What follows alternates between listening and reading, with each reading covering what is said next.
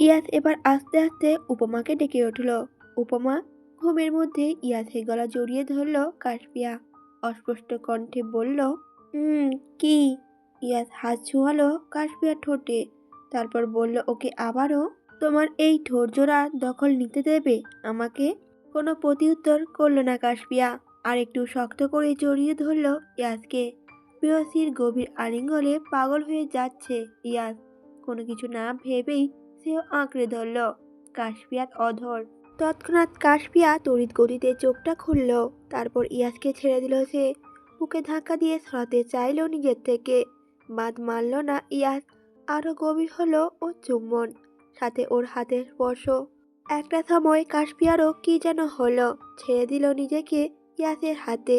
কাশপিয়ার পুরো শরীর জুড়ে রাজত্ব চালাচ্ছে ইয়াস।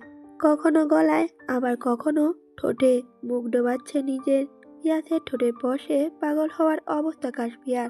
খামচে ধরেছে ইয়াসের মাথায় এলোমেলো চুলগুলো। কাশপিয়ার পরনে থাকা শাড়ি আঁচলটা কখনই খসে পড়েছে, সেদিকে খেয়াল নেই। আর ইয়াসের গায়ে শার্টটাও গড়াগড়ি খাচ্ছে মেঝেতে। দুজনে মিলে হারিয়ে গেছে ভালোবাসার রাজ্যে। কাশপিয়া চোখ খুলে তাকাতেই পাশে শুয়ে থাকা ইয়াসের ঘুমন্ত মুখশ্রীটা নজরে আসলো। পরম যত্নে তাকে আগলে রেখেছে নিজের বাহু ডোরে। ইয়াসের উস্কো খুস্কো চুল, ফর্সা মুখে খোঁচা খোঁচা দাড়ি, সবকিছুই যেন সৌন্দর্য বাড়িয়ে তুলেছে আরো। কাশপিয়া হাত ছোঁয়ালো ইয়াসের পুরো মুখটা। ইয়াস নড়ে চড়ে উঠতেই চোখ বন্ধ করে নিল কাশপিয়া। তখনই কাল রাতের কথা মাথায় আসতেই লজ্জায় লাল হলো ওর পুরো মুখ। কিছুক্ষণ না যেতেই মনে পড়ল কাশপিয়ার ইয়াসের ফোনের বলা কথাগুলো। কৌশিকের অ্যাক্সিডেন্টের কারণ সে নিজে। করুণা দেখাতেই কি তবে বিয়ে করে বাড়িতে এনেছিল? ছাদে তখন রুহির সাথে ইয়াসকে ওভাবে দেখে রাগ হচ্ছিল কাশপিয়ার। সবকিছু ভুলে গেলেও ওই ঘটনাটা কি করে ভুলবে সে? ইয়াস যে ভালোবাসেনি কাশপিয়াকে, তার পুরো মন জুড়ে তো রুহি আছে। নিজের গায়ের দিকে তাকাতেই পরনে থাকা ইয়াসের শার্টটা চোখে পড়ল ওর। রাগ হলো নিজের উপরেই। কি করে বসেছে এসব? কাশপিয়া উঠে বসলো হুট করেই। ইয়াসের থেকে নিজেকে ছাড়িয়ে বিছানা থেকে নামতে যাবে, ঠিক তখনই হাতে টান পড়ল। ইয়াস একটানে কাশপিয়াকে নিয়ে এলো নিজের বুকে, শক্ত করে জড়িয়ে ধরল আগের মতো করেই। বলল গম্ভীর কণ্ঠে, ইয়াস, পালাতে চাইছো আমার থেকে? নিজেকে ইয়াসের থেকে ছাড়ানোর জন্য চেষ্টা করতে করতে বলল কাশপিয়া। না, সারা জীবনের জন্য আপনাকে ছেড়ে যেতে চাই। কাশপিয়াকে বিছানায় ফেলে দিয়ে ওর দিকে কিছুটা ঝুঁকল ইয়াস। তারপর শক্ত হাতে চোয়ালটা চেপে ধরে বলল, কি বললে? আবার বলো, আমি শুনিনি। মুহূর্তের মধ্যে ইয়াসের চোখগুলো কেমন লাল লাল হয়ে আছে। চেহারা রাগে, আবার একটু হলেও তো ইয়াসের রাগের সাথে পরিচিত সে। ভয়ে চুপ করে রইল কাশপিয়া, কথা বলল না আর। ইয়াসের কি যেন হলো, সব ভুলে ঠোঁট ছোঁয়ালো কাশপিয়ার ঠোঁটে। ইয়াসের এলোমেলো চুলগুলো খামচে ধরল কাশপিয়া। ইয়াসের রাগ হলো আচমকাই। কাশপিয়ার কিছুক্ষণ আগে বলা কথাগুলো বারবার মনে পড়ছে ওর। প্রচণ্ড রাগে ইয়াস চুমুর জায়গায় কামড় বসালো কাশপিয়ার ঠোঁটে। ঘুম ভাঙতেই আশেপাশে তাকিয়ে দেখলো ইয়াস। কাশপিয়া নেই পুরো রুমের কোথাও। ভাবলো হয়তো ওয়াশরুমে গেছে। দ্রুত গিয়ে দেখলো সেখানে না, ওখানেও নেই। ইয়াসের মাথাটা কেমন করছে। তখন কি একটু বেশি মিসবিহেভ করে ফেলেছে কাশপিয়ার সাথে? এই হলো ইয়াসের একটা সমস্যা। রাগ কিছুতেই নিয়ন্ত্রণ করতে পারে না সে। অতিরিক্ত রাগে ভুলভাল কাজ করে বসে, পরে আবার নিজেই আফসোস করে। শার্টের হাতা গোটাতে গোটাতে সিঁড়ি দিয়ে নামছে ইয়াস। সুফিয়া বেগম টেবিলে খাবার সাজিয়ে অপেক্ষা করেছিলেন ছেলের জন্য। ওকে দেখা মাত্রই জিজ্ঞেস করলেন, ইয়াস, বৌমা কোথায়? সকাল থেকে দেখছি না তো মেয়েটাকে। কপালে ভাঁজ পড়ল ইয়াসের। কাশপিয়া কি তবে বাড়িতে নেই? ছেলের কোনো উত্তর না পেয়ে আবারও বলল সুফিয়া বেগম, কি হলো বলছিস না যে?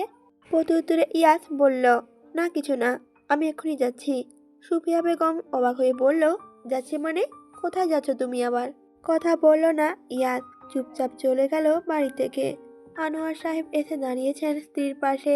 ছেলে যাওয়ার পানে তাকিয়ে দীর্ঘশ্বাস ছাড়লেন তিনি। ভাবলেন মনে মনে, নিজেদের ভুলের জন্যই ছেলেটা হয়তো তাদের থেকে দূরে সরে গেছে। আফসোস হয় আনোয়ার সাহেবের। ইয়াস তো এতটাও গম্ভীর ছিল না, কঠোরও ছিল না কোনো কালেই। পড়াশোনার জন্য ছেলেকে বাইরে পাঠানোই কি তবে কাল হলো ওনাদের জন্য?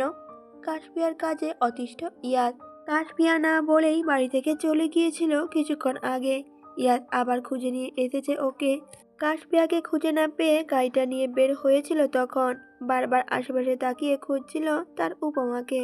চোখে মুখে চিন্তার ছাপ ইয়াসের, সেটা যে কেউ দেখলেই বলে দিতে পারবে। একটা খোলা জায়গায় এনে গাড়িটা থামালো। দেখলো ইয়াস লোকজন সব জড়ো হয়েছে এক জায়গাতে। মনে হলো অ্যাক্সিডেন্ট হয়েছে। এসব নিয়ে মাথা না ঘামিয়ে কাশপিয়াকে খুঁজতে ব্যস্ত হয়ে পড়ল ইয়াস। ইয়াস কয়েকজনকে ছবিও দেখালো, কিন্তু কেউ কাশপিয়াকে দেখেনি। মাথাটা ঘুরছে ইয়াসের, অন্ধকার লাগছে চারিপাশ। কোথায় খুঁজবে সে তার উপমাকে? ঠিক সেই সময় কয়েকটা লোক হেঁটে যাচ্ছে আর বলছে, মেয়েটার বয়স খুব কম, 17 কি 18 হবে। এই বয়সে এমন মর্মান্তিক দুর্ঘটনা, পৃথিবীর মায়া ত্যাগ করতে হলো মেয়েটাকে। আহারে জীবন। তখনই অন্য লোকটাও ওনার কথায় উত্তরে এমন কিছু বলল। কিছু মুহূর্তের জন্য মাথাটা কেমন করছিল ইয়াসের, দম বন্ধ লাগছিল ওর। চিন্তিত হয়ে সামনে গিয়ে দাঁড়ালো লোক দুটোর দিকে।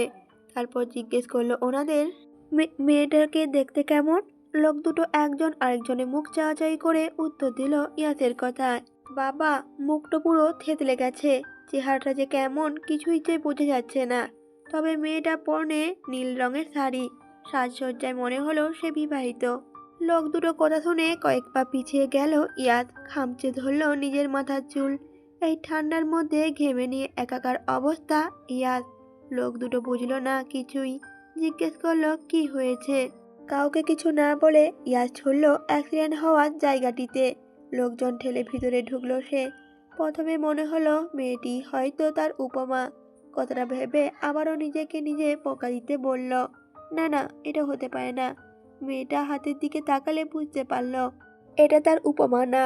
মেয়েটা গায়ের রং শ্যামলা, আর উপমা তো ফর্সা। তাছাড়া এটা ইয়াসের উপমা হতেই পারে না। ওর কিছু হলে যে ইয়াসও মরে যাবে। ইয়াসের বুকের বাম পাশটা কেমন করে যেন চিনচিন ব্যথা সৃষ্টি হলো। ইয়াস চলে আসলো ওখান থেকে। ভাবলো এবার পুলিশ স্টেশনেই যাবে। আকাশে মেঘ ডাকছে, হয়তো বৃষ্টি আসার জানান দিচ্ছে। আকাশ মানে তাকালো ইয়াস। বুকের বাম পাশটায় হাত দিয়ে দীর্ঘশ্বাস ছেড়ে মনে মনে বলল, উপমা, তুমি কোথায় হারিয়ে গেলে? আমার যে এখানটায় খুব ব্যথা করছে। কি করে সারাবো এই ব্যথা? কি করে কাটাবো তুমি নামক শূন্যতা? ইয়াস চোখ বন্ধ করে জোরে একটা শ্বাস ফেলল। তারপর পা বাড়াবে গাড়িতে ওঠার জন্য, ঠিক তখনই রাস্তার ওপাশে চোখ গেল তার। নীল শাড়ি পরিহিত একটি মেয়ে বসে আছে কৃষ্ণচূড়া গাছের নিচে। গাছের ফুলগুলোর দিকে তাকিয়ে মুচকি মুচকি হাসছে, আর কি যেন ভাবছে। মনটা এবার শান্ত হলো ইয়াসের। কিন্তু ইয়াস উপমাকে পেয়ে খুশি হওয়ার বদলে তরতর করে তার রাগ বাড়তে লাগলো। কাছে গিয়ে কাশপিয়া হাত ধরে হিড় হিড় করে টেনে নিয়ে গেল গাড়িতে। বাড়িতে এসেও ধমক দিয়েছে বেশ কয়েকটা। সুফিয়া বেগম দেখছিলেন ছেলে বৌমার ঝগড়া। কিছু বলতে গেলেই ইয়াস থামিয়ে দিল ওনাকে। কাশপিয়াও সমানে তর্ক করেছিল ইয়াসের মুখে মুখে। একে তো করেছে অন্যায়, তার উপরও এত গলাবাজি। রাগ হলো ইয়াসের। আরেকবার আসপিয়ার গালে চড় বসাতে গেলেই কাশপিয়া ফুপিয়ে কান্না করতে শুরু করলো। ওর গাল দুটো এমনিতেই লাল হয়ে আছে ইয়াসের শক্তপোক্ত পুরুষালী হাতে পরপর কয়েকটা থাপ্পড় খেয়ে। কাশপিয়ার পাকনামোর জন্য দুগালে চড় পড়েছে বেশ কয়েকটা। লোকটার প্রতি যে প্রচন্ড রাগ হয়েছে কাশপিয়ার। কিভাবে অমানুষের মতো গায়ে হাত তুলছে ওর। সারাদিনে একবারও কথা বলেনি ইয়াসের সাথে, আর কখনো কথা বলবেও না বলেই ঠিক করেছে কাশপিয়া। ইয়াস তাকে একবার ফিরিয়ে নিয়ে এসেছে তো কি হয়েছে, সে আবারও চলে যাবে। এই বাড়িতে ইয়াসের সাথে থাকার চেয়ে ভালো গলায় দড়ি দিয়ে মরে যাবে সে। কথাগুলো ভাবছে আর কান্না করছে কাশপিয়া। কান্নার মাঝে দরজায় ঠক ঠক আওয়াজে ধ্যান ভাঙল ওর। তাকিয়ে দেখলো রুহি দাঁড়িয়ে আছে দরজার সামনে। রুহিকে দেখেই কালকের ঘটনা সব মনে পড়ে গেল আবার। ওকে ভিতরে আসতে না বলে সে বসে রইল ওভাবেই। রুহি বুঝলো কাশপিয়া রেগে আছে কোনো কারণে ওর উপর। নিজেই রুমে ঢুকে বসলো ওরই পাশে। বলল কাশপিয়াকে, তুমি বুঝি আমার উপর রাগ করে আছো? চোখের পানি মুছে নিল কাশপিয়া। নিজেকে শান্ত করে ঠোঁটের কোণে হাসি ফুটিয়ে বলল রুহিকে, না তো, আমি তো রাগ করেছি নিজের উপর, নিজের ভাগ্যের উপর। কাশপিয়ার কথা শুনে হাসল রুহি। বলল, ইয়াস তোমারই কাশপিয়া। ওর হৃদয়ে যত্ন করে উপমা নামটাই খোদাই করে রেখেছে সে। কি ভাবছো তুমি? এগুলো আমার কথা না, এগুলো হলো ইয়াসের কথা। ইয়াস তোমাকে ভালোবাসে, বুঝতে পারছো? তুমি কতটা ভাগ্যবতী। ভাগ্যের দোষ দিয়ে ভুল করো না মেয়ে।